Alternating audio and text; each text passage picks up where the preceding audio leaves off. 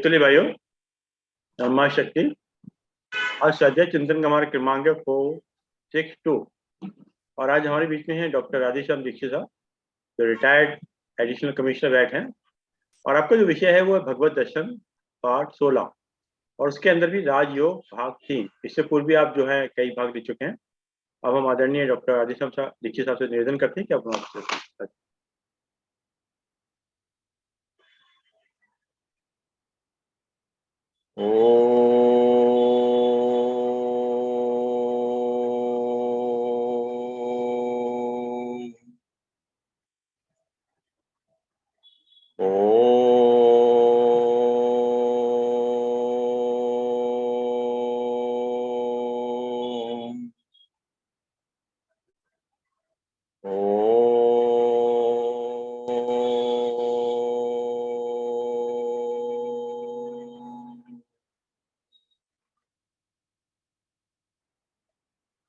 आज दिनांक 3 अगस्त 22 बुधवार, स्वाध्याय चिंतन क्रम में भाई शर्मा जी का स्वागत। परमाचार्य पंडित आचार्य श्रीराम शर्मा और साध्वी भगवती देवी की सानिध्य से इस शिविर में शामिल होने का अवसर गुरुदेव ने दिया है, तो गुरुदेव का आह्वान करते हैं। वंदे भगवतीं देवीं श्रीरामञ्च जगद्गुरुं पादपद्मे तयो श्रुत्वा प्रणमामि मुहुर्मुहुः प्रणमामि मुहुर्मुहुः। इस स्वाध्याय चिंतन शिविर में शामिल होने वाले सभी भाई और बहनों को सादर अभिनंदन और वंदन। ये प्लेटफॉर्म जो शर्मा जी ने क्रिएट किया है, ये गुरुदेव का प्रसाद है। गुरुदेव की अथक साधना से गायत्री परिवार का सृजन हुआ, और गायत्री साधना को बहुत आसान और साधारण ढंग से गुरुदेव ने जिस तरह से हमें प्रदान की है, वो एक हमारी अमूल्य निधि है। गायत्री मंत्र का मूल ओंकार का मैनिफेस्टेशन है, और योग दर्शन में भी मूल में ओंकार है। सबसे पहले हम मंगलाचरण के रूप में योग गुरुओं को प्रणाम करते हैं। योगेन चित्तस्य पदेन वाचा मलं शरीरस्य च वैद्यकेन यो अपाकरोत् तं प्रवरं मुनीनां पतंजलिं प्राञ्जलिरानतोऽस्मि पतंजलिं प्राञ्जलिरानतोऽस्मि। देखिए, हमारी जीवन की जो धारा है उसमें योग चित्त का संयमन, योगेन चित्तस्य, और पदेन वाचाम, और जो वाणी है हमारी, जो भाषा है, उसमें जो महावास्य लिखा गया है,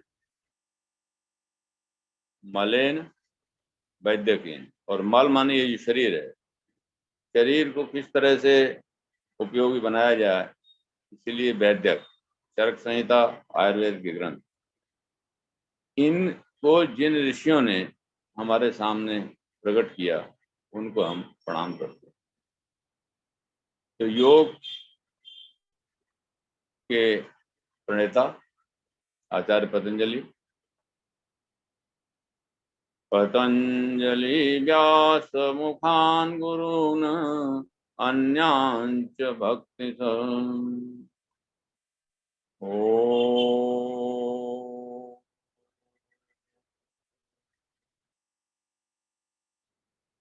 योग सूत्र साधना पर 3 भाग हम लोग ले चुके हैं। आज चौथा चरण है। एक विशेष बात इस अवसर पर मैं कहना चाहता हूं कि स्वाध्याय चिंतन शिविर में आए हुए सभी भाई और बहनों का स्वागत। मेरे संज्ञान से संबोधन में हमेशा भाई और बहन ये दो ही शब्द निकलते हैं। क्यों कि हम सभी ने उस गर्भ से जन्म लिया है जो एक ही है, और गर्भ का जो सृजन है उसके लिए बहन जब परमात्मा की कृपा से सहयोग करती है तो वो प्रकृति के समस्त कष्टों को उठाते हुए और प्रकृति का साक्षात रूप धारण करके माँ स्वयं बन जाती है। तो ऐसे माँ स्वरूप को प्रणाम। ये निश्चित है कि बहन है तो माँ है, इसलिए बहन के आराधना का अब श्रावणी का समय भी आ रहा है, तो इसमें हम बहन का स्वागत करेंगे। इन शिविरों में जितनी ज्यादा हमारी बहनें शामिल होंगी उतना ही परिवार, समाज, राष्ट्र और विश्व का कल्याण निश्चित है। इसी आराधना के साथ मैं बहनों का आह्वान करता हूँ कि ये जो विद्या, राजयोग जिसके बारे में हम लोग प्रवचन में कर रहे हैं, ये उनको स्वतः प्राप्त है। सृष्टि के सृजन में परमात्मा की कृपा से और इतनी सृष्टि के स्वरूप का ही उत्पादन कर देना, ये पुरुष के विषय ये संभव नहीं है। पुरुष मात्र दृष्टा है और ये प्रकृति का जो मैनिफेस्टेशन है ये माँ से ही संभव है और ये बहन के लिए ही संभव है। इसलिए बहनों का सादर साधुवाद। अपने विषय को हम लेते हैं। योग सबसे साधारण अपने को अपने तत्व से और परमात्मा तत्व से जोड़ने की विधा है। योग के तमाम स्वरूप साधना में बताए गए हैं। जितने भी साधना है दुनिया की, वो कहीं न कहीं किसी भी रूप में योग से ही जुड़ी है। जिस योग शास्त्र की हम बात करने जा रहे हैं आज, उसमें हमारा जो मुख्य विषय है वो कुंडलिनी योग। कुंडलिनी योग की जब हम बात करते हैं तो ऐसा लगता है कि कोई नई सी चीज है। वास्तव में ये दिग्दर्शन है स्वयं की सत्ता का। पहले मैं योग की प्रारंभिक बातों को दोबारा से रिपीट कर देता हूं। महर्षि पतंजलि ने योग शास्त्र में 4 पाद लिखे हैं। पहला पाद समाधि, दूसरा साधन, तीसरा विभूति और चौथा कैवल्य। महर्षि पतंजलि ने जब समाधि पाद लिखा तो समाधि पाद के जो सूत्र हैं वे उत्तम अधिकारी के लिए हैं, जिसने प्रारब्ध में पूर्व जन्मों में अपने संस्कार को दृढ़ कर लिया है और अब यहाँ उसके अंदर ये चीजें स्वाभाविक स्पष्ट हो रही हैं, उनके लिए समाधि पाद है। समाधि योग का मुख्य विषय है। 2 तरह की समाधियां हैं, संप्रज्ञात और संप्रज्ञात समाधि। संप्रज्ञात समाधि योग के अष्टांग योग में शुरू के 5 अंग हैं। असंख्यात समाधि बाद के 3 अंगों से प्रकट हो रही है। इसका वर्णन विभूति पाद में आएगा। पर यह है कि जो अभी दक्ष नहीं है वो क्या करेंगे, उसके लिए महर्षि ने साधन पाद लिया। तो साधन की आवश्यकता हमें तब होती है जब हम अपने आप में किसी तरह से असमर्थ। तो जो साधन पाद है उसका पहला सूत्र है तब स्वाध्याय ईश्वर प्रणामी क्रिया योग। यहाँ से शुरुआत होती है और इंद्रियों के बस तक ही चलता है। तथा परमावश्यते इंद्रियाणाम। अब इसके परिणाम क्या आएंगे, कैसे होंगे, इसके लिए महर्षि ने तीसरा विभूति पाद लिखा। आज हम विभूतिपाद के भीतर जो कुंडलिनी योग की व्यवस्थाएं हैं उन पर कुछ चर्चा करेंगे, और उसका जो परिणाम है अंतिम, वो कैवल्यपाद। पूरा योग सूत्र एक विधा में बंधा हुआ है कि परम पिता परमात्मा की कृपा से ये सृष्टि उद्भव होती है, रहती है और उद्भूत हो जाती है। और सृष्टि आज से नहीं है, अनंत काल से चल रही है और इसी तरह चली आ रही है। इसमें क्या हो रहा है, इसके संज्ञान के लिए हमें कई जन्म बीते और हम वहां की तहाँ जैसे के तैसे बने हुए। इन स्वाध्याय चिंतन शिविरों में मैं अनुभव करता हूँ कि हमने ज्ञान की मार्ग की बहुत सारी बातें शास्त्रों से उद्धृत कर ली। बार बार प्रश्न ये करते हैं कि भाई आपकी अनुभूति क्या है। तो ये कुंडलिनी योग जो है सिद्धांत के साथ साथ अनुभूति का विषय है। कोई व्यक्ति दुनिया में ऐसा नहीं है जिसको स्वाभाविक रूप से कुंडलिनी जागरण का अवसर ना मिला हो। मैं यहाँ पर थोड़ा सा आचार्य रजनीश को कोट करता हूँ, जिन्होंने कुंडलिनी के बारे में कुछ साधारण सी बातें लिखी और उन्होंने कहा कि ये जो शरीर है पूरा, इसमें सेंटर्स हैं। देखिए, शरीर को एक बार हम देखेंगे, अवलोकन करेंगे तो दो हिस्से क्या देते हैं, चंड और मुंड। चंड ये स्थूल आवरण है और मुंड अंदर का इसका सॉफ्टवेयर है। आप देख रहे होंगे सॉफ्टवेयर पूरा का पूरा काया, ग्रीवा, हाँ, और ऊपर का हिस्सा, इससे कंट्रोल होता है। नीचे का हिस्सा क्रियात्मक है। बीच की टनल से जाते हैं तो मस्तिष्क में। अब जैसे डॉक्टर्स हैं, ये अच्छे से एनाटॉमी पढ़ते हैं, तो मैं थोड़ा सा भाग एनाटॉमी के बारे में बोलता हूँ। ये जो हमारा मस्तिष्क बना हुआ है, इसके 4 भाग हैं। पीछे 2 हैं, सामने और मेडुला ऑब्लंगेटा है। ग्रे मैटर इसके अंदर भरा हुआ है। जब हम अभ्यास करते हैं तो उसमें लकीरें सी बन जाती हैं, और जैसे कैसेट HMV का रिकॉर्ड होता है, ऐसे ये रिकॉर्ड होने लगते हैं। इस मस्तिष्क का ही जो ग्रे मैटर का एक्सटेंशन है वो हमारी स्पाइनल कॉर्ड है। स्पाइनल कॉर्ड जब नीचे जाती है तो बीच में जो गर्दन है, जो केंद्र है, ये हमारा विशुद्ध चक्र है, जो आकाश का क्षेत्र है। और इससे नीचे चले जाएंगे तो हृदय की सीध से अनाहत है, नाभि की सीध से नाभेल है, और नीचे चले जाएंगे तो स्वादिष्टान और मूलाधार। नीचे से चलेंगे, देखिए स्वादिष्टान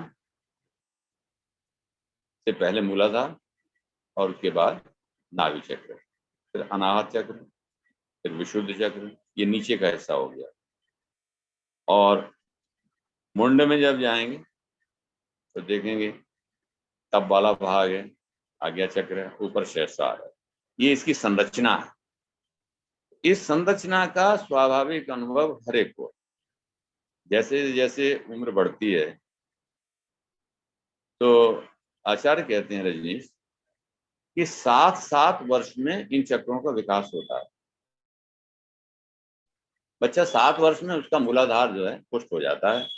उसका शरीर यह है कि उसकी शरीर की सामर्थ्य, स्थूल सामर्थ्य है, वो ग्रहण करने की, दौड़ने की, भागने की अच्छी से उसे ग्रहण होने लगती है। अगले 7 वर्ष में उसका स्वादिष्टान, अगले 7 वर्ष में नावेल, अगले 7 वर्ष में अनाहत, अगले 7 वर्ष में विशुद्ध, फिर आज्ञा। और इस तरीके से ये 7-7 49 वर्ष में व्यक्ति पूर्ण हो जाता है। अगर 50 वर्ष में भी उसको सामान्य अपनी अवस्था का भान नहीं हो पा रहा है तो निश्चय ही कोई प्रारब्ध की कमी। ऐसा करके वो इसका जिक्र करते हैं। देवी भागवत में भी और हमारी दुर्गा सप्तशती में भी इसका वर्णन आता है कि इन चक्रों की जो मूल मंत्र हैं उनकी मूल ध्वनियां हैं। जैसे नीचे मूलाधार पर जाएंगे तो लंग, स्वादिष्ठान पे वंग, फिर नाभि पे रंग, हृदय पे यंग, फिर ये विशुद्ध चक्र में आ जाएंगे तो हंग, आगे चक्र पे आएंगे तो हंग छंग, ऊपर विसर्ग। तो एक बार मैं देवी सूक्त को भी पढ़ देता हूँ जिससे ये आसान हो जाए। हंग लंग छंग पट स्वाहा, हंग लंग छंग पट स्वाहा, हंग लंग छंग पट स्वाहा। हंग और लंग, हंग तो हो गया विशुद्ध में और लंग हो गया मूलाधार। ये पूरा जोड़ जुड़ गया रीढ़ की हड्डी का, स्पाइनल कॉर्ड का। और छंग तो ये ऊपर आगे चक्र में आ गया। तो देखिए ये जो परमात्मा की जो शक्ति है, इसको जो कुंडलिनी नाम लेते हैं, ये प्रकृति की प्रदत्त माया शक्ति ही।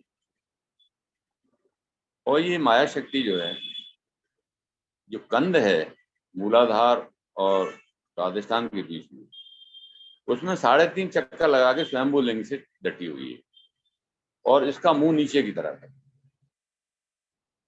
जब ये खुलती है तो इसकी गति ऊर्ध्वगामी होगी। ऊर्ध्वगामी होती है तो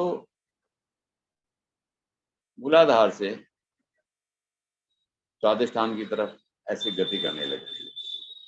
स्वाभाविक रूप से उम्र के हिसाब से अपने आप इसमें पूर्ण संस्कार से या प्रारब्ध के जो संस्कार होते हैं उनसे इसमें उतनी शक्ति स्वाभाविक रूप से आई जाती है। परंतु साधना के बल पर इसको चेतन किया जा सकता है। महर्षि शिवानंद स्वामी कहते हैं कि योग शास्त्र में जितनी भी क्रियाओं का जिक्र है वे सब वास्तव में कुंडलिनी जागरण की ही विधाएं हैं। पर कुंडलिनी एक ऐसी विलक्षण शक्ति है कि अगर स्वाभाविक रूप से जागृत नहीं हो रही है और इसके साथ छेड़छाड़ की जा रही है तो ये इसी तरह से है जैसे इलेक्ट्रिक पावर हाउस का हैवी सेटलमेंट, कि जरा सी देर में वो पूरे सिस्टम को ब्लास्ट कर सकती है। इसलिए कुंडलिनी विधाओं में जाने के लिए सिद्धस्थ, जिसने उस समय उसका गुरु की कृपा से अभ्यास किया हो, उसके साथ संपर्क करना चाहिए। पर इतना मुश्किल भी ये नहीं है। साधारणतः शिवानंद महाराज लिखते हैं कि ये जो अष्टांग योग है ये इसका सहज साधन है। यम और नियम ये दोनों इसके लिए आधार हैं और फिर आसन और प्राणायाम इसकी ऊर्ध्वगति। किसी भी साधक को इस कुंडलिनी योग में जाना हो, सबसे पहले उसे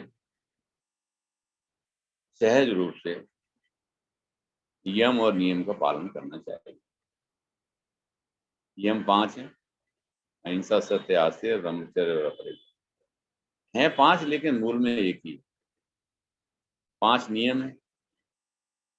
देखिए यमों का उपयोग सर्व व्यवहार के लिए है और नियम का उपयोग अपने लिए। नियम निश्चित रूप से यम साधन। नियम 5 हैं, शुचि, संतोष, तप, स्वाध्याय, ईश्वर। इसी में से 3 भाग जो हैं वो साधन पाद के रूप में लिए गए। शुचि का अर्थ है शौच, शौच की भिन्न भिन्न क्रियाएं हैं। 60 कर्म को इसमें भाग विशेष स्थान दिया गया है। कुंडलिनी जागरण के साधक को 60 कर्म से गुजरना चाहिए और शरीर को पवित्र करना चाहिए। शरीर की पवित्रता इसमें मुख्य है। शरीर में कौन कौन सा शरीर, स्थूल शरीर और सूक्ष्म शरीर, दोनों की पवित्रता के लिए देखिए आसन और प्राणायाम इसके आधार है। साधारण रूप से भी हम जब बैठते हैं, अपने आसन विशेष में जब बैठे हैं तो कुंडलिनी का जागरण स्वतः ही ऊर्ध्वगामी होता है। एक स्थिर आसन पर किसी पे बैठ जाएं गीता भी कहती है, थोड़ा श्लोक का सहारा ले लें। समकायासिरोगिवं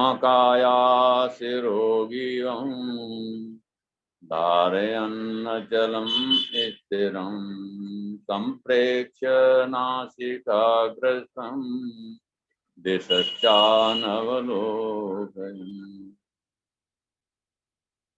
गीता अध्याय 6। कैसे प्रयास करें? समः काया सिरोग्रीवम, 3 हिस्से हैं इसके, काया, सिर और ग्रीवा, ये तीनों एक लाइन में है। समः काया सिरो ग्रीवम धारयन् अचलम स्थिरम, इनको स्थिर करने का अभ्यास करें। एक बार निश्चित रूप से समझ लीजिए कि जैसे ही ये तीनों एक लाइन में हो जाएंगे, ये जो बॉडी में ग्रेविटी का इफेक्ट होता है ना, इसको एजिंग बोलते हैं। जैसे हमारा जमीन पे हम हैं तो हमारा वजन है मान लीजिए 60 किलो, तो चंद्रमा पे चले जाएं तो 60 नहीं रह जाएगा, और स्पेस में चले जाएंगे तो वजन रह नहीं जाएगा। सब मटेरियल होते हुए भी जो ग्रेविटी है उसका इफेक्ट न्यूट्रलाइज हो जाएगा। तो ये जो एजिंग है इसका कारण ग्रेविटी है। अगर किसी ने आसन को स्थिर कर लिया है तो 90% काम उसका बन गया, क्योंकि आसन स्थिर का मतलब ये हुआ कि प्राणायाम की स्वाभाविक गति होने लगेगी। एक बार फिर से रिपीट करता हूं। समः काया सिरो ग्रीवम धारयन् अचलम स्थिरम, और क्या करें? संप्रेक्ष्य नासिकाग्र स्वयं दिशश्चानवलोकयन्। देखिए जो दृष्टि है वो कहाँ पर रखते हैं? नासिका के अग्रभाग। जिन लोगों ने कभी चक्रों के रूप में शरीर का दर्शन किया हो तो आप देखेंगे कि नासिका के अग्रभाग से भ्रुकुटि मध्य तक का जो रास्ता है उसमें 3 तरह की इड़ा, पिंगला और सुषुम्ना नाड़ियों में प्राण बहता है। सुषुम्ना में जब प्राण चला जाता है तो जैसे फट फट फट बिजली आती है और सारे संसार चीजें चलने लगती हैं, तो हमारी स्थिति वेटलेस हो जाती है। और वेटलेस होने का अर्थ ये हो गया कि जिसको मोक्ष कहते हैं, स्वाभाविक शरीर का छोड़ना होते हैं, उस क्रिया का एक अनुभव होने लगता है। तो ऐसा करने की विधा में जब आप आसन पर स्थिर हो गए तो प्राण आपके स्वाभाविक चलने लगे। प्राण के विज्ञान का जानना कुंडलिनी योग के साधक के लिए नितांत आवश्यक है। प्राण एक है, लेकिन पंच तन्मात्राओं के रूप में वो 5 भागों में विभाजित। प्राण रजोगुनी क्रिया है। ध्यान दे लीजिए अच्छे से कि रज का मतलब क्रिया से। किसी गाड़ी में जो तेज चल रही है, अगर कोई नट बोल्ट ढीला हो तो निश्चय ही वो गाड़ी कैसे चलेगी आप समझ लीजिए। तो प्राण की साधना में प्राण के 5 भाग हैं। 5 क्यों हैं? क्योंकि 5 तन्मात्राएं पृथ्वी, जल, तेज, वायु, आकाश की हैं, उनको नियंत्रित करने के लिए 5 प्राण के हिस्से हैं, लेकिन कार्य सम्मिलित रूप से मिलकर करते हैं।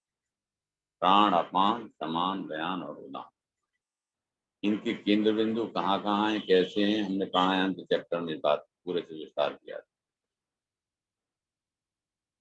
प्राणों की जो गति है, प्राण पूरे 72,000 नाड़ियों में शरीर में संचरित होती है। साधारण फैक्ट्री नहीं है, परमात्मा का दिया हुआ ऐसा ये अद्भुत यंत्र है जिसकी कल्पना करना भी मुश्किल है। 72,000 नाड़ियों में प्राण घूम रहे हैं, शरीर का एक एक हिस्सा उद्वेलित हो रहा है। हर सेल प्राण का केंद्र है। सेल के बीच में जो सेंटर है वो प्राण का केंद्र है, तो ये प्राण इसमें घूम रहे हैं। कुंडलिनी योग में सबसे पहले प्राणायाम जब सिद्ध करते हैं तो इड़ा, पिंगला से, इड़ा, ह और ठ, हठ योग जिसे बोलते हैं, इड़ा और पिंगला से बराबर स्थिर करके प्राणों को सुषुम्ना में लाने का अभ्यास किया जाता है। एक बात ध्यान से देखिए कि जैसे ही प्राण सुषुम्ना में घुसते हैं तो ये कुंडलिनी जो है वो फुंकार मारती है, इसलिए सर्पिणी भी कहा है, भुजंगिनी भी कहा है, भुजंगवासिनी भी कहा गया है इसकी ऊर्जा को। और वास्तव में ये परमात्मा की माया ही है। तो परमात्मा का ध्यान करते हुए इसकी ओर जब प्राणायाम आप करेंगे तो प्राणायाम में जब कुंडली मूलाधार से जैसे ही ऊपर को उठने लगती है तो इसमें हिसिंग की साउंड्स आती है। जैसे सांप निकलता है, सांप कहीं से निकलता है तो हिस हिस करके जो फीलिंग आती है। और ये जो देवी भागवत में सूत्र दिए गए हैं और इनके जो बिंदु दिए गए हैं, ये हमारे संस्कृत भाषा के जो 50 अक्षर हैं इनकी ही दुनिया है। मूलाधार में इसकी 6 ध्वनि, 4 ध्वनि मूलाधार में, स्वादिष्टान में 6, नावेल में 10 और अनाथ में 12 है और कंठ में 16 हैं जिनका हमें आवाज बोलने पर होता है। कंठ से ही इसका मैनिफेस्टेशन है। मूल रूप में प्राण मूलाधार में स्थित, इसलिए शास्त्र का उल्लेख ये है कि हम अपने आप में कुछ नहीं है, हम साउंड मैनिफेस्टेशन, केवल आवाज है और इसके अलावा कुछ नहीं है। क्योंकि तो परमात्मा की जो प्रकृति है तमोगुणी, इसी विक्षेप से हम बने हुए हैं। और ये प्राण ऊर्जा जब धीरे धीरे ऊपर उठती है तो पश्चंती में माइंड का फॉर्म ले लेती है। छोटे बच्चे देखते हैं, अपने आप पहचानते हैं। आपको नहीं लगता ये बच्चा छोटा हमारे ऊपर क्यों नहीं गोदी में आ रहा है? तो उसको सब दिख रहा है, उसका माइंड जो फंक्शन कर रहा है। और इससे जब ऊपर उठते हैं अनाहत में तो ये इंद्रिय के फॉर्म में आ जाती है, सशक्त हो जाती हैं, इंद्रियां काम करने लगती हैं, ज्ञान की, कर्म की, मन, बुद्धि, चित्त और अहंकार, ये सब चेतन हो जाते हैं। इसका जो मैनिफेस्टेशन है वो बैखरी के रूप में कंठ में होता है। तो ये जो भी हम बोल रहे हैं, जो भी हम कह रहे हैं, जो कह रहे हैं वो सुन रहे हैं, वही कह रहे हैं। इससे ऊपर का जो क्षेत्र है वह वास्तव में साधना का क्षेत्र। निजी क्रियाओं से समाज का, संसार का, शरीर का, स्वास्थ्य का, ये सब काम चलता है।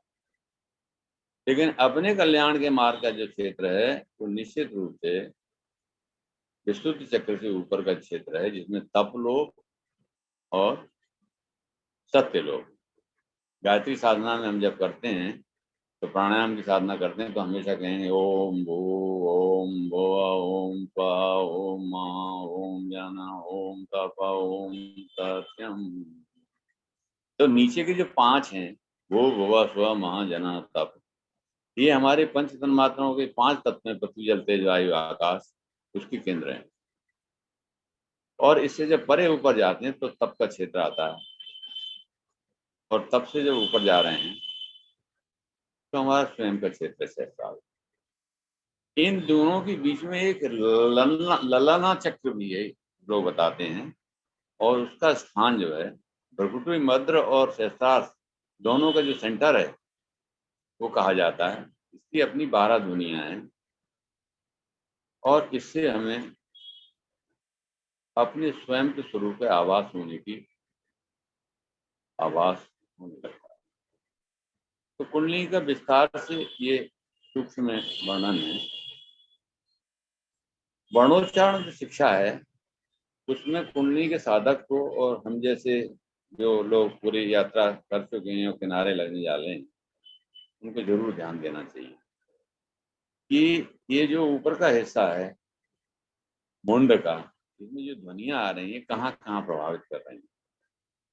देखिए पंच तन मात्राओं का ये पंच वर्ग है हमारा, काका गागा गा, चाचा जा, टाटा डाना, टाटा दाना, पापा माँ। इनका जो अनुस्वार है वो युग सूत्र में इसमें कहता है यम गणनम। ये जितने भी हमारे मंत्र हैं ये सब मंत्रों का एक ही विज्ञान है कि ये हमारी जो विधा है ये सहस्रार तक कैसे पहुंचे। तप का जो क्षेत्र है भ्रुकुटी मध्य का क्षेत्र है और भ्रुकुटी मध्य में जितनी भी क्रियाएं हो रही हैं वो नीचे के जागरण से ही होती है। जब कुंडली जागृत होती है तो ये जो कमल हैं ये खिलने लगते हैं, जो नीचे को मुंह किए हुए हैं ऊपर को खिलने लगते हैं। कमल जब खिलता है तो उसकी जो ध्वनियां हैं वो ऊपर की तरफ उठने लगती। तो ये जो ऊपर का जो क्षेत्र है इसमें साधना में हम करते हैं, यही हमारे ध्यान का क्षेत्र। तो विभूति पाद में इनका जिक्र आता है कि धारणा, ध्यान और समाधि। तो कुंडली इस अवस्था में तो समझिए कि आवश्यक, जितनी आवश्यकता है उतनी आपकी जागी हुई है। लेकिन अब आपके लिए बहुत सही अवसर है कि इस समय हम अपनी साधना को ना छोड़ें। और कैसे नहीं छोड़ेंगे कि आपको विभूति पाद में जाना चाहिए। साधन पाद से आप बाहर आ चुके हैं। विभूति पाद में जाने के लिए आपको 3 बातों को ध्यान करें: धारणा, ध्यान और समाधि। धारणा क्या है? देशबंध चित्त से धारणा। ये पूरी हमारी जो लाइफ है वो देश काल परिस्थिति पर निर्भर है। देश बाहर भी है और अंदर भी है। हमारे अंदर के देश के जो केंद्र हैं उनके जिक्र हम अभी कर चुके हैं। बाहर देश है, ऊपर चले जाइए, सूर्य, चंद्र और पूरा ब्रह्मांड पड़ा हुआ है। जहाँ चाहे वहां आप ध्यान स्थिर कर सकते हैं। देश बंद चित्त से धारणा। ये बात निश्चित समझ लीजिए कि अगर सूची नहीं हुई है और मनस्पटल की मन, बुद्धि, अहंकार, ये जो हृदय के क्षेत्र है, इनकी अगर सूची नहीं हुई है तो नाड़ियां साफ नहीं होने से कभी भी कुंडलिनी ऊर्ध्व गति को प्राप्त नहीं होगी। क्योंकि ये प्राण का ही विज्ञान है। प्राण सारे ब्रह्मांड में भरा हुआ है। ब्रह्मांड में 2 ही तत्व हैं, रय और प्राण, जैसा उपनिषद कहता है। रय सभी मूर्त अमूर्त पदार्थ हैं और प्राण परमात्मा की अविक्षणीय हो सकती है, जिससे ज्ञान और नियम पूर्वक पूरे ब्रह्मांड में क्रिया हो रही है। तो ऐसा करने के लिए कोई बातों से काम चलने वाला नहीं है। यहाँ हम स्वाध्याय प्रवचन या कहीं सत्संग में जाते हैं तो बहुत बातें कर लेते हैं। क्यों? तो हमारे पास बहुत मसाला इकट्ठा हो गया। ये मसाला तब काम आएगा जब अपने किसी काम का हो। अपने काम का तो ये पिंडा है, और इस पिंडे के अंदर अगर स्वयं हम स्थिर होंगे तो हम निश्चित रूप से अपना कल्याण कर सकते हैं। वरना तो ये आने जाने का क्रम बना ही हुआ है। मौज करिए, रहिए, आराम से जाइए, आइए, जो भी सुख दुख है, जो भी अनुभूति है वो करते रहिए। ऐसा करते हुए देशबंध चित्त से धारणा, तो धारणा को कहीं स्थिर करने का प्रयास करिए। धारणा तभी स्थिर होगी जब मन स्थिर होगा। ये निश्चित मान लीजिए। मन चंचल है, चंचलम मना कृष्ण प्रमाथि बलभद्रम। लेकिन भगवान कहते हैं अभ्यास वैराग्याभ्याम तन्निरोध। तो वैराग्य की अवस्था तो सूची से आने लगेगी, और अभ्यास आपके करने का, आपको कुछ नहीं करना है, केवल आपको अभ्यास योग करना है। परमात्मा गीता में भी कहते हैं, थोड़ा जागृति आए, अभ्यास योग युक्तेन चेतसा नान्यगामिना। अभ्यास योग युक्तेन चेतसा नान्यगामिना। परमं पुरुषं दिव्यं, परमं पुरुषं दिव्यं याति पार्थानुचिन्तयन्।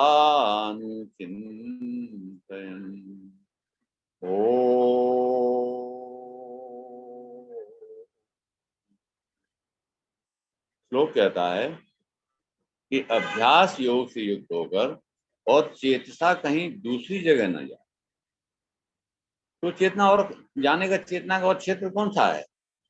एक वही परम पुरुष है। गंदगी साफ हुई, चीजें प्रकट हुई। तो अभ्यास योग के द्वारा साधना को शुरू करें। धारणा, ध्यान क्या है? देशबंध चित्त से धारणा। ध्यान क्या है? तत्व प्रत्यय एकतानता ध्यानम। यानी जो आपकी धारणा बनी हुई है वो एक ही बिंदु पर टिकी रहे। क्योंकि धारणा जब एक बिंदु पर टिकेगी तभी उसकी ऊर्ध्वगति है। वरना विक्षेप तो हर समय है ही, क्योंकि सारा शरीर ही विक्षेप का बना हुआ है। तत्र प्रत्येकतानता ध्यानम।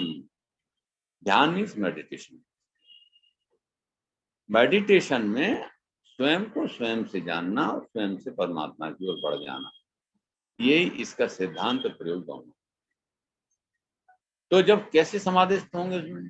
देशबंध चित्त से धारणा, तत्व प्रत्येकांता ध्यानम, तद एव अर्थमात्र निर्वासा स्वरूप शून्य में समाधि। अर्थ मात्र, तब उसका केवल अर्थ मात्र रह जाएगा। देखिए इसके लिए जो समाधि पाद के जो क्रम है उसमें शुरू में जाना पड़ेगा कि अर्थ मात्र क्या है। लेकिन जो शब्द हैं जो हम बोलते हैं, शब्दों से बहुत मायने नहीं हम ले पाते हैं, उसका जब अर्थ समझने लगते हैं तब शब्द का मीनिंग हो जाता है। एक बार मैंने उदाहरण भी दिया था कि अगर शब्द का अर्थ नहीं आ रहा है तो अर्थ का अनर्थ हो जाता है, जो बताया जाएगा वही समझ में आने लगेगा। लेकिन शब्द का जब अर्थ आने लगेगा तो आपको ज्ञान अपने आप प्रस्फुटित हो जाएगा। ये वितर्क समाधि है। तर्क में हम हमेशा जीते हैं। देखिए साधना क्रम में या जहाँ कहीं घूम रहे हैं, चल रहे हैं, फिर रहे हैं, तर्क वितर्क की वो सीमा होती है कि देखिए बिल्कुल संघर्ष की स्थिति में आ जाते हैं और जाने कहाँ से कहाँ पहुंचे। जब शब्द से मुक्ति होगी तब विचार बनेगा। रोजाना शर्मा जी जो है एक विचार के साथ इसको समाप्त करते हैं क्रम को, कि विचार क्या है? विचार तो पका हुआ फल है? विचार बनने के लिए ये जो वितर्क का रास्ता है, वितर्क तो टी पॉइंट पे जाकर खड़ा हो जाता है और टूट के गिर पड़ता है। वितर्क और विचार से जो ऊपर की सीढ़ी है वो अस्मिता समाधि है। तो इसमें हम बात कर रहे थे कि देशबंध चित्त से धारणा, तत्व प्रत्येगितानता ध्यानम, सदैवात्मात्म निवासा स्वरूप शून्य समाधि। लेकिन ये जब तीनों इकट्ठे हो जाते हैं तो संयम संज्ञा हो जाती है। तो तीनों को एक साथ करके एक विषय में जब लगाएंगे तो फल ना आने का कोई कारण नहीं। तत्र प्रत्येगितानता ध्यानम, त्रय में कहते संयम है, तज्जयात प्रज्ञालोका। जब संयम की जब जीत होती है तभी प्रज्ञा का उदय होता है। प्रज्ञा जो अवस्था है, प्राज्य जो अवस्था है, वो हमारा अपना स्व का स्वरूप है। ईश्वर प्राज्य आदित्य में तत्व, ईश्वर प्राज्य आदित्य में तत्व। ओंकार की श्रृंखला का जो माँ भाग है, इसका जो रहस्य है कुंडलिनी में, वो माँ है। इसलिए हमारे जितने भी मंत्र हैं उसमें कहीं ना कहीं अंग टंग तंग छंग कंग गंग टंग तंग हर एक में अनुस्वार का प्रयोग होगा। क्योंकि अनुस्वार जाते ही ये जो ऊपर के जो लोक हैं उनमें ध्वनि से गति होने लगती है। कुंडलिनी के बारे में आज मैंने ऊपर की बातें बताई। कुंडलिनी के भीतर का जो भाग है, यानी सुषुम्ना में जब प्राण जाएंगे तो वो ब्रह्मनाड़ी में क्या खेला करेंगे, क्या क्रिया करेंगे, चित्रा में क्या करेंगे, वज्रनाड़ी में क्या करेंगे, और अंदर से जा करके उनका क्या परिणाम होगा, इसको हम अगले प्रकरण में विस्तार से लेंगे। इस सबको आज जो इसकी बैकग्राउंड है, इस बैकग्राउंड को ही लेके चलते हैं और अगले चरण में इसको हम विस्तार से लेंगे। इसी संबोधन के साथ मैं आज इसको जल्दी यूँ समाप्त कर रहा हूँ कि इसके विषय में आज बहुत सारी जिज्ञासाएं अपने आप खड़ी हुई होंगी। तो उसमें हम एक दूसरे के जो अनुभव हैं, क्योंकि हर एक की अवस्था, इसमें जितने स्वाध्याय सत्संग लोग आए हुए हैं, ये ज्यादातर मेजॉरिटी जो है वो 60+ तो है ही है। तो 60 पाठा, 60 साल के होने का मतलब आप जवान हो गए हैं। अब जवान किसमें? साधना में। तो जवान साधना की कैसी अवस्था होनी चाहिए उसको हम लोग शेयर करना चाहते हैं। ओम शांति शांति शांति। स्वागतम। धन्यवाद आदरणीय डॉक्टर आदिश्याम दीक्षित साहब। सुषुम्ना में क्या भरा हुआ डॉक्टर साहब, ये जरा जानना चाहता। सुषुम्ना जो है इस नाड़ी में क्या है? लिक्विड भरा हुआ है कि मांस है या ऊर्जा भरी हुई है? बहुत ही सुंदर प्रश्न आपने किया है। जितनी तारीफ की जाए उतनी कम है। देखिए ये जो ऊपर हमारा मुंड है, जिसको मस्तिष्क है, इसमें ग्रे मैटर भरा हुआ है जी। और ये इतना मुलायम है कि इससे मुलायम दुनिया की दूसरी कोई चीज है नहीं। और ये ग्रे मैटर ही एक्सटेंड होकर के हमारी रीढ़ की हड्डी में अंदर होता हुआ और अंत तक चला गया है। अब हमारे को ये जो प्रश्न खड़ा हुआ कि क्या भरा हुआ है, तो इसका उत्तर एक ही है कि इसमें प्राण भरा हुआ है। अब आप कहेंगे प्राण का स्वरूप क्या है? भाई प्राण लिक्विड है कि सॉलिड है, जैसे आपने शंका व्यक्त की है। देखिए प्राण का सिद्धांत समझ लीजिए कि प्राण परमात्मा की वो अविक्षणीय शक्ति है। क्या भरा हुआ है? भरने से आपका प्रयोजन था मटेरियल ऑब्जेक्ट्स। जी ये जो सुषुम्ना शक्ति है ये मटेरियल पावर नहीं है। मटेरियल जो पावर है वो रय है। जितने भी हमारे पदार्थ हैं वे सब रय हैं, मूर्त और अमूर्त सभी। और ये एक्सीलेंट परमात्मा का स्वयं की, जैसे जिसको माया भी कहते हैं, त्रिगुणी माया, क्योंकि 3.5 चक्कर लगाए हुए ना ये सत रज तम है। और आधा चक्कर क्या है? आधा प्रकृति का विकार स्वरूप है। देखिए सत रज तम की जो प्रकृति है साम्यावस्था में रहती है। जब साम्यावस्था में रहती है तब क्रियाशील नहीं है, लेकिन ऐसा नहीं है क्रियाशील नहीं है, वो संचरण संचरण करती रहती है। और जब उसमें विकृति होती है परमात्मा के क्षोभ से, तो वो आधा चक्कर फिर नीचे होकर के प्रसिद्ध होने लगता है और ये प्राणियों के स्वरूप में आने लगता है। तो ये कुंडलिनी जो शक्ति है ये प्राण शक्ति है, परमात्मा की धरोहर है, आपको एफडीआर के रूप में दी हुई है। कोई एफडीआर के बारे में अगर ये पूछे कि ये खनखनाता हुआ रुपया है कि प्लास्टिक कार्ड है कि ये चेक का कार्ड है, तो उसकी जिज्ञासा तो वाजिब है, लेकिन जिज्ञासा का उत्तर तभी मिलेगा जब उस एफडीआर को तोड़ के या उसके अगेंस्ट सिक्योरिटी लेके, उसके अगेंस्ट लोन लेकर के कोई काम आपका चलने लगेगा, तो पता लगेगा कि हाँ भाई ये बात तो ठीक है। तो ये जो प्राण तत्व है इसके बारे में मैं रामचरितमानस की 1-2 चौपाई उद्धृत कर देता हूँ, जिसको हमें प्राणायाम के दौरान अगर ध्यान में लाई जाए तो हमारा अच्छा भला होगा। ओ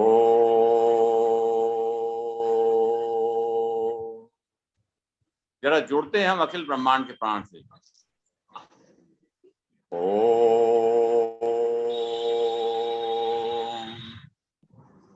व्यापक व्यापे अखंड आनंदा, व्यापक व्यापे अखंड अनंता, अखिल अमोघ शक्ति भगवंता, व्यापक व्यापी अखंड अनंता, अखिल अमोघ शक्ति भगवंता।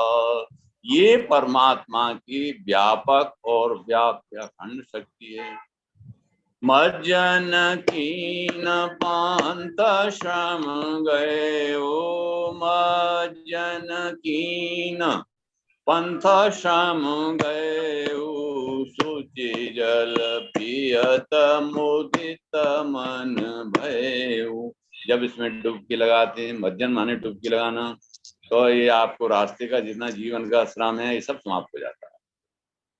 और सूचि जल पियत मुदित मन भयउ, ये मन का आश्रय लेकर के जो जीवात्मा इस संसार में भोग रही है, श्रोतम चक्षु स्पर्शनम रसनम घ्राणमेव च अधिष्ठाय मनश्चायम विषयानु सेवते, ये विषय का जो सेवन मन का आधार लेके कर रही है जीवात्मा, इसके कल्याण का केवल एक ही आधार है कि प्राण को जब पकड़ लेंगे तो फिर वो सहयोगी हो जाएगा।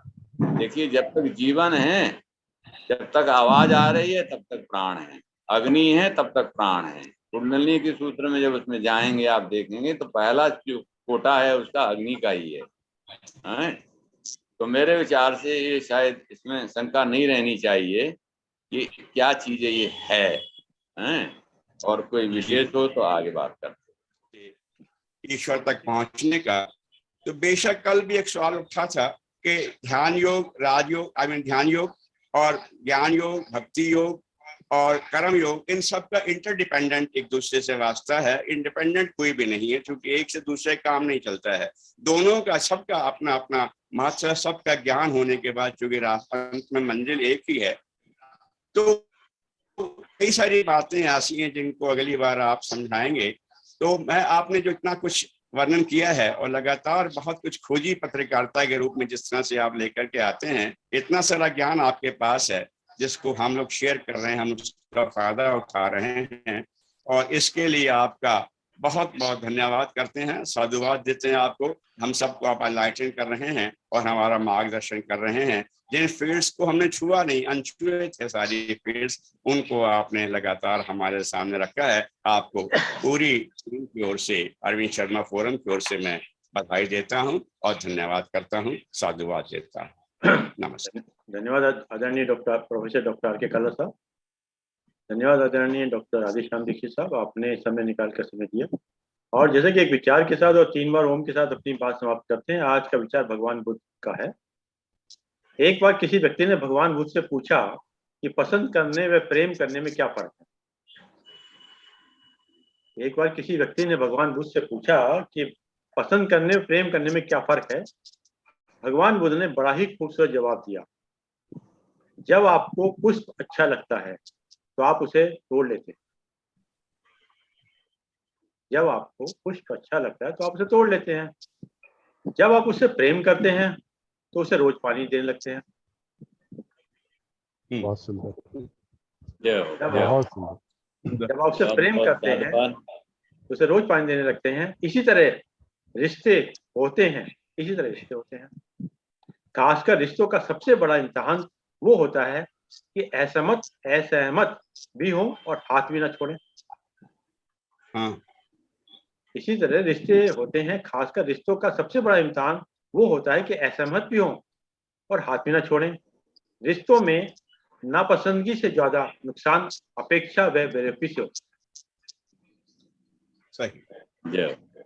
रिश्तों में नापसंदगी से ज्यादा नुकसान व अपेक्षा बेवकूफी से होता है। हर मजबूत रिश्ते को सफलता का एक ही मूल मंत्र है कि आपको पता होना चाहिए कि कब सहारा देना है और कब दखल नहीं देना है। बस आपको पता होना चाहिए कि कब सहारा देना है और कब दखल नहीं देना है। बहुत सुंदर। आइए 3 बार ओम का उच्चारण करते हैं।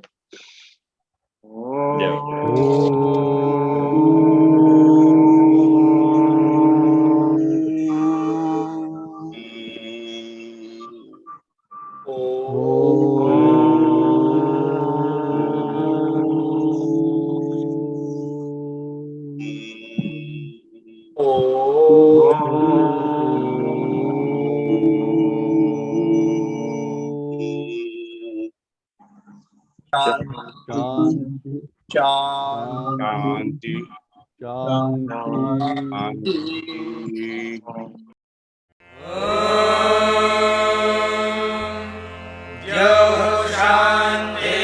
शान्तिरन्तरिक्षं शान्तिः पृथिवी शान्तिरापः शान्तिरोषधयः